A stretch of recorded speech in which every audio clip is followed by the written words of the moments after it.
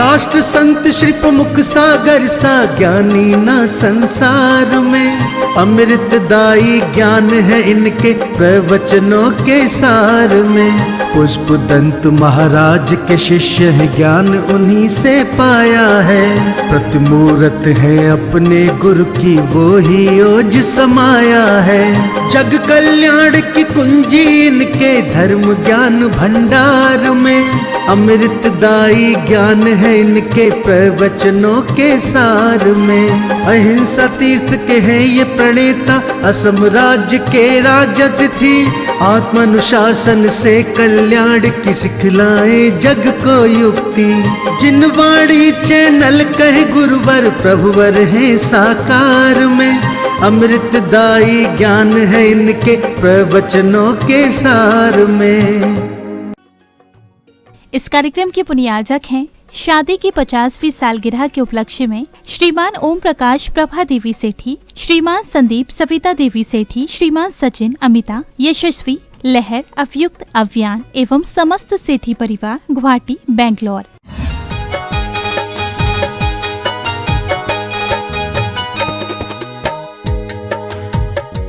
आज चर्चा आपसे हम करेंगे भाग और पुरुषार्थ की।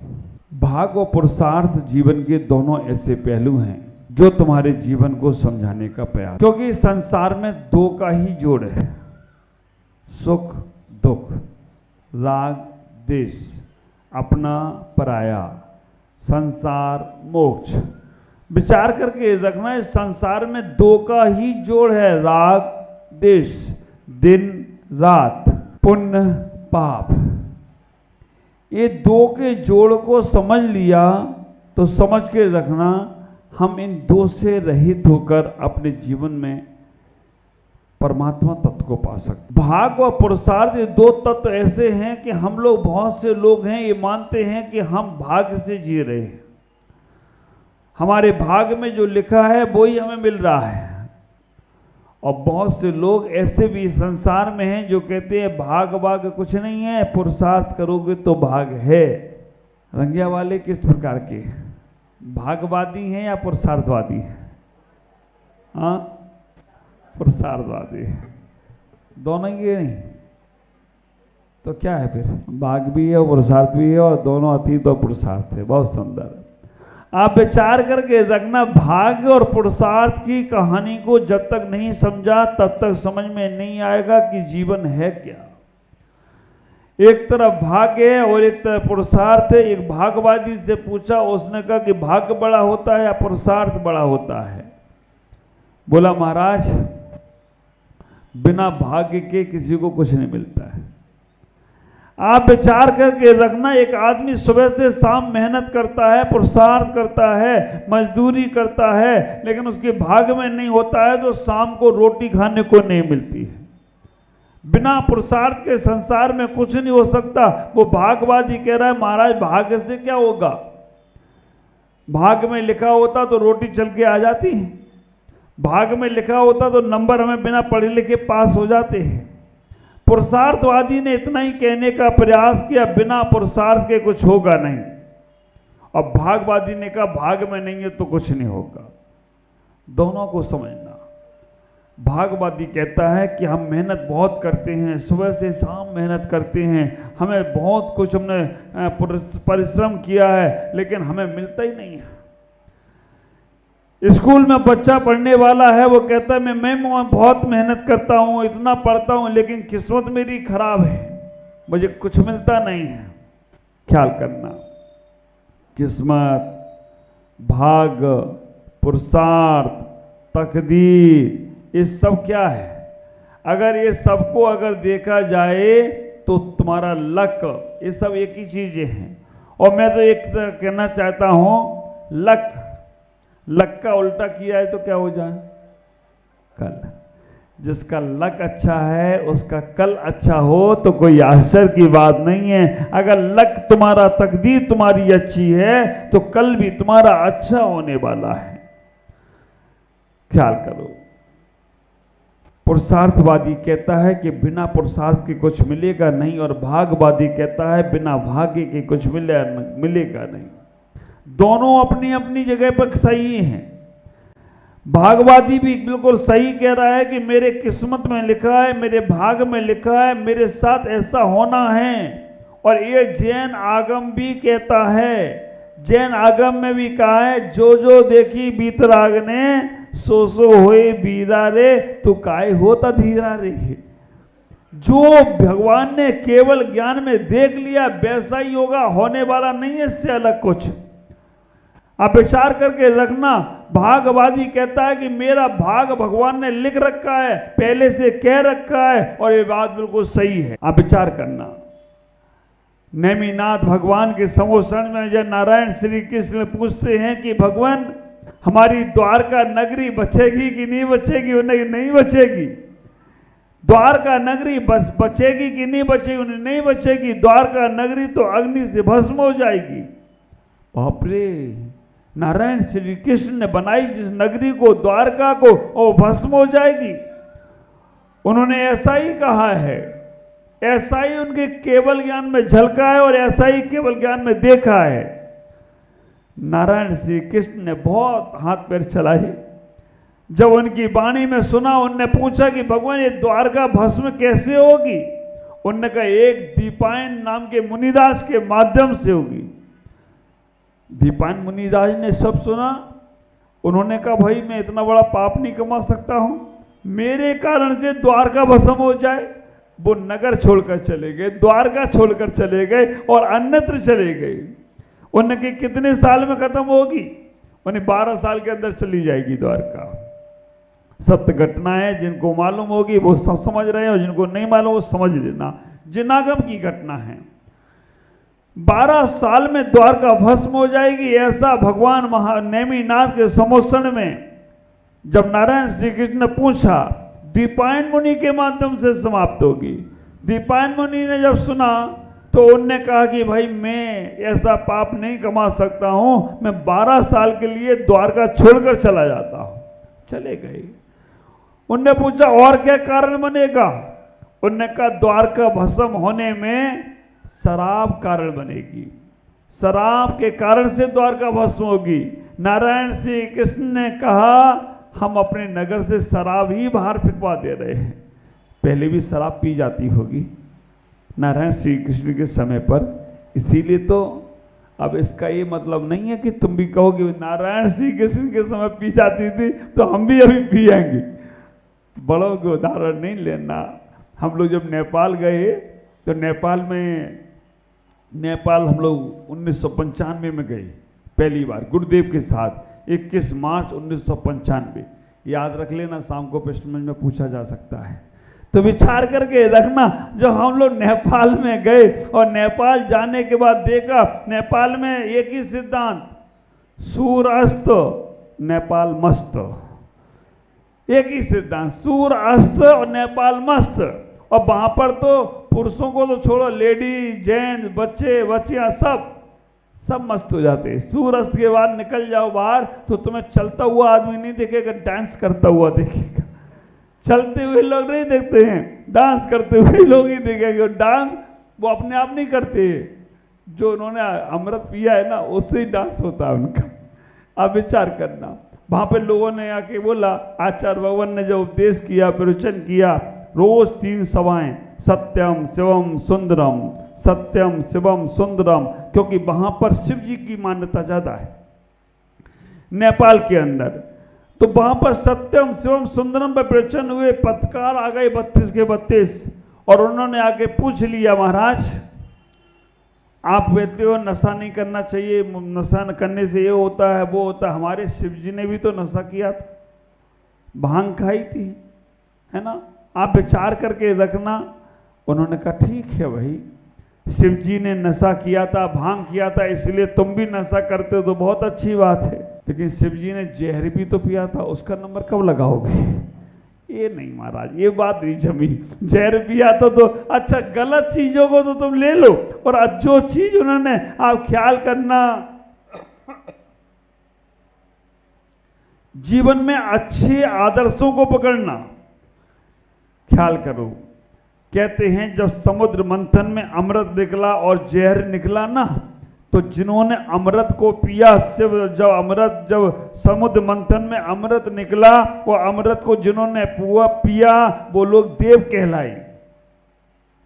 अमृत को जिन्होंने पिया वो लोग देव कहलाए, लेकिन जहर को जिनने पिया वो महादेव हो गए हों तो कोई आश्चर्य की बात नहीं है, वो महादेव हो गए हों। तो विचार करना, जीवन में सब लोग अच्छी अच्छी चीज़ों को पिएंगे, अच्छी अच्छी चीज़ों को स्वीकार करेंगे, अच्छी अच्छी चीज़ों को लेंगे, अच्छा जीवन बने, हमें सब कुछ सुविधाएं मिलें, तो तुम केवल देव ही हो पाओगे। जीवन में कभी कठिनाइयाँ आ जाएं, जीवन में कभी परेशानियाँ आ जाएं, जीवन में कभी तकलीफ भी आ जाएं, उनको भी सहन करना सीख गई, उनको भी स्वीकार करना सीख गई, उनको भी एडजस्ट करना सीख गई, तो तुम देव तो नहीं महादेव बन जाओ तो कोई आश्चर्य की बात नहीं है। ख्याल करना, घर में, परिवार में, समाज में, देश में, राष्ट्र में, संघ में, कहीं भी सब चीज तुम्हारे अनुकूल हो रही हो तो तुम केवल देव तक ही कह सकते हो कि देवतुल्य आदमी है, देवतुल्य आदमी हैं। लेकिन विचार करके रखना, प्रतिकूलताओं में भी जो हंस रहा है, मुस्कुरा रहा है, प्रतिकूलताओं में भी सबको लेके चल रहा है, वो देव नहीं, वो महादेव जैसी शक्ति को लेकर जी रहा हो तो कोई आश्चर्य नहीं होगा। तिथियां जो होती हैं गट बट जाती हैं, तिथि गट गई और 1 महीना पहले ही लगा कि 12 साल पूरे हो गए। दीपायन मुनि वापिस आने लगे। जिन जंगलों में शराब फेंकी गई थी उन जंगलों में साधना रत थे, वहीं पर कुछ युवक लोग वहां पहुंचे। युवकों ने बहुत गर्मी से जब प्रताड़ित हुए, बहुत गर्मी से जब वो आकुल व्याकुल हुए, तो उन्होंने जो सरोवरों में पानी भरा था उन्होंने समझा ये पानी भरा हुआ है, ख्याल करना, वो जल को पीने लगे। और जल वो जल नहीं था, शराब था, और सड़ गई शराब। लेकिन कहते हैं ना, प्यास ना देखे धोबी घाट। जब प्यास लगी उन्हें तो वो पानी को पीने लगे और पानी पीकर वो मदमस्त हो गए, बौरा से गए, पागल से हो गए। जब उन्होंने देखा कि एक नंगा व्यक्ति यहाँ बैठा है, नग्न साधक यहाँ बैठा है, उन्होंने उनके ऊपर उपसर्ग करना शुरू किया। ऐसा हरवंश पुराण में आता है कि उन्होंने उनके ऊपर पत्थर भी फेंके, उन्होंने उनके ऊपर गालियां भी बकी और इतना गंदा थूक भी दिया, बातूबाजी भी कर दी मुनिराज के ऊपर। ख्याल करना, मुनिराज शाम में बैठे रहे, लेकिन मुनिराज का क्रोध जब आकुल व्याकुल हुआ और उनके अंदर से अशुभ तेजस के माध्यम से जब पुतला निकला और उस पुतले ने द्वारका को भस्म कर दिया। ख्याल करके रखना, 1 माह का पहले का समय हुआ और 1 माह के बाद वो द्वारका भस्म होने लगी। नारायण श्री कृष्ण उनने बहुत सोचा कि भगवान की वाणी को बदल दें, भगवान की वाणी को बदल दें, हमारी द्वारका भस्म ना हो। सारे निमित्त कारण उन्होंने हटा दिए, लेकिन फिर भी द्वारका भस्म हुए वाणी नहीं। जो लिखा है वो ही होने वाला है। लक हमारी तकदीर में जैसा लिखा है वैसा ही होने वाला है, पक्का प्रमाण है हमारे पास। विचार करके रखना, नारायण श्री कृष्ण का गणित भूल गए, नारायण श्री कृष्ण का गणित आगे पीछे हो गया, मुनिराज का गणित आगे पीछे हो गया, लेकिन हमारे तीर्थंकर का गणित आगे पीछे नहीं हुआ। फिर उसके बाद जब द्वारका जलने लगी, नारायण श्री कृष्ण ने सोचा कि अब मैं क्या करूं, सबको तो नहीं बचा पाया, कम से कम अपने परिवार को तो बचा लूं। उनने अपने माँ बाप को रथ में बैठाला, खुद बैठे, बलभद्र बैठे, नारायण श्री कृष्ण बैठे और रथ को लेकर जब भागने लगे, रथ को लेकर जब चलने लगे तो रथ का पहिया निकल गया। आकाशवाणी हुई, 2 ही बचेंगे, तीसरा नहीं। विचार करके रखना, बलभद्र खुद पहिए में लग गए और लेकर भागे, दूसरा पहिया टूट गया। माँ बाप को कंधे पे उठा के भी भागने का प्रयास किया, लेकिन आकाशवाणी हुई, 2 ही बचेंगे और कोई नहीं। आखिरकार वो बात बिल्कुल सत्य हुई। नारायण श्री कृष्ण और बलभद्र ही बचे, बाकी के सब जलकर राख हो गए। कहने का तात्पर्य है कि जिनेंद्र की वाणी अन्यथा नहीं होती। जो हमारी किस्मत में लिखा है, जो हमारे भाग में लिखा है, वो बिल्कुल वैसा ही होने वाला है। आया विश्वास? विचार करना, पुरुषार्थ बड़ा होता है या भाग बड़ा होता है? तुम्हारे पास विचार करके रखना, पुरुषार्थ बड़ा होता है या भाग बड़ा होता है? क्योंकि भाग में लिखा था, किस्मत में लिखा था अग्नि से जलकर मरना, वैसा ही हुआ। अच्छा, एक दूसरा उदाहरण और समझो, ये तुम्हें बहुत क्लियर समझ में आएगा क्योंकि व्यवहारिक है। दो बच्चे, दो युवा जेल में बंद हैं। दो युवा जेल में बंद हैं और दोनों 3 दिन से भूखे हैं, और जेल भी रास्ते सड़क से ही जाती है। उसमें दोनों युवा बंद हैं। एक युवा कह रहा है कि भाई हम लोग 3 दिन से भूखे हैं, कुछ भोजन की व्यवस्था हो जाए तो अच्छा रहेगा। उन्होंने कहा भोजन की व्यवस्था कैसे होगी? उन्होंने कहा हम दोनों लोग चाहें तो जेल के दरवाजे को पकड़ के खींचेंगे तो टूट जाएगा, और टूट जाएगा तो हम लोग बाहर निकल जाएंगे, लकड़ी का दरवाजा है। उसने कहा नहीं, पुरुषार्थवादी तो कह रहा था कि जेल का दरवाजा तोड़ दें और हम बाहर चलें और बाहर जाकर भोजन की व्यवस्था हो जाएगी। भागवादी ने कहा नहीं, मेरे भाग में रोटी होगी तो चल के यहां आएगी। आप विचार करके रखना, भागवादी ने कहा कि मेरे भाग में रोटी होगी तो चल के यहां आएगी। आसाम वालों, पूर्वोत्तर वालों, तुम अपने भाग्य को लेकर बैठे हो। मेरे भाग में महाराज होंगे तो चलकर मेरे नगर में आएंगे। आप लोग बहुत भाग्यवादी लोग हो और बहुत पुण्य वाले लोग हो और बहुत किस्मत वाले लोग हो।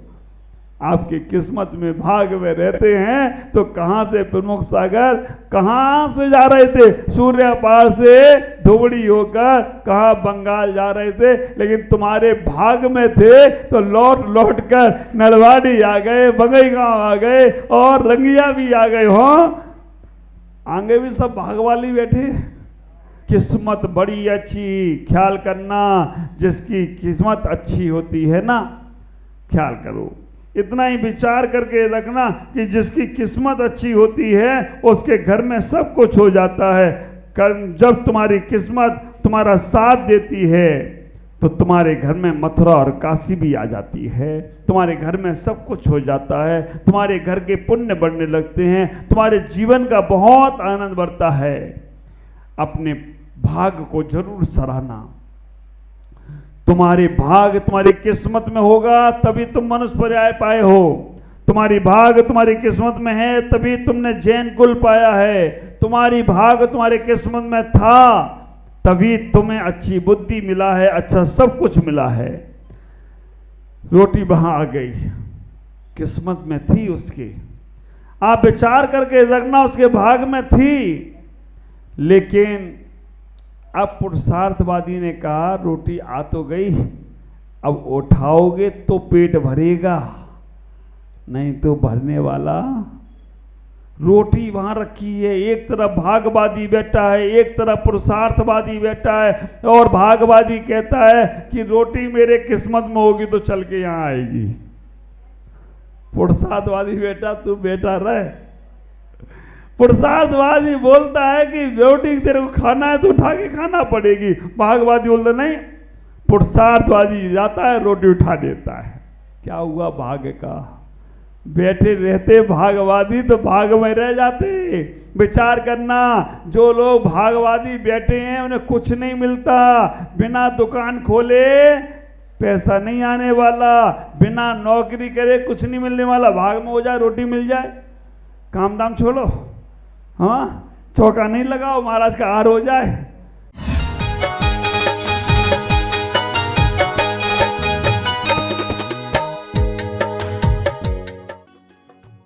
इस कार्यक्रम के पुण्यार्जक थे शादी की 50वीं सालगिरह के उपलक्ष्य में श्रीमान ओम प्रकाश प्रभा देवी सेठी, श्रीमान संदीप सविता देवी सेठी, श्रीमान सचिन, अमिता, यशस्वी, लहर, अवयुक्त, अव्यान एवं समस्त सेठी परिवार, गुवाहाटी, बेंगलोर।